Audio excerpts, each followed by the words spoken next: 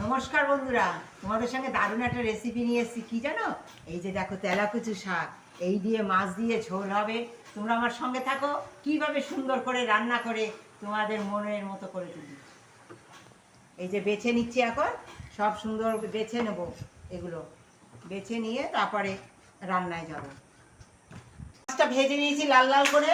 এবার এই সামান্য তেল, দেখো সামান্য তেল দিয়ে দিচ্ছি। এই যে পেঁয়াজ আর রসুন বাটা, আর নুন, হলুদ, কাঁচা লঙ্কা চেরা, আর কোনো মশলা না।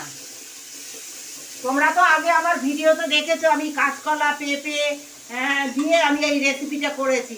কিন্তু এবার শুধু শাক দিয়ে আর আলু দিয়ে ঝোল করবো, মাছ দিয়ে। অনেকে পেঁপে কলা খেতে চাও না, তারা এইভাবে করতে পারো, দারুণ টেস্ট হবে।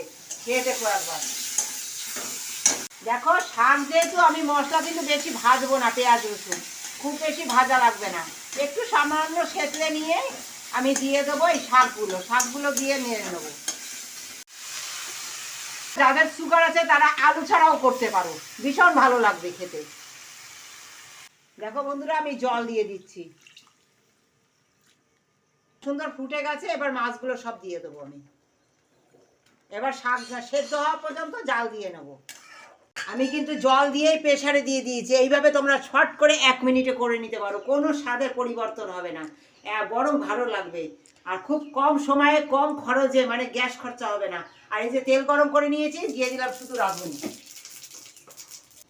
রাঁধুনির গন্ধ ছেড়ে দিয়েছে, দিয়ে দিলাম শাক। নামাবার আগে সামান্য 1 চিমটি চিনি, তোমরা স্কিপ করতে পারো যাদের প্রবলেম আছে। তোমাদের যদি ভালো লাগে আমার এই তেলাকুচু শাকের মাছ দিয়ে ঝোলের রেসিপি, তোমরা একবার এইভাবে ট্রাই করো। আশা করি তোমাদের ভালো লাগবে। পাশে থেকে তোমাদের ভালোবাসা দিয়ে লাইক শেয়ার করো।